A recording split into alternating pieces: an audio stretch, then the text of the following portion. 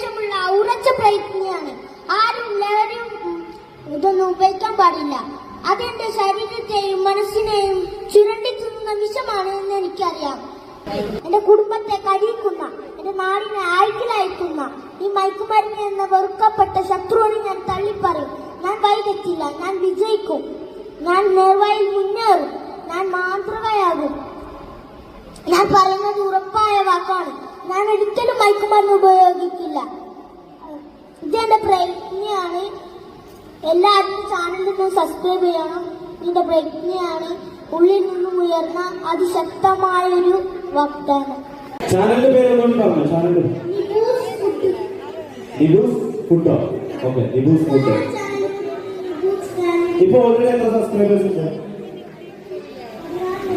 14 ലക്ഷത്തിന് പോയോ? 14 ലക്ഷത്തിൽ സിമ്പിൾ ആയിട്ട്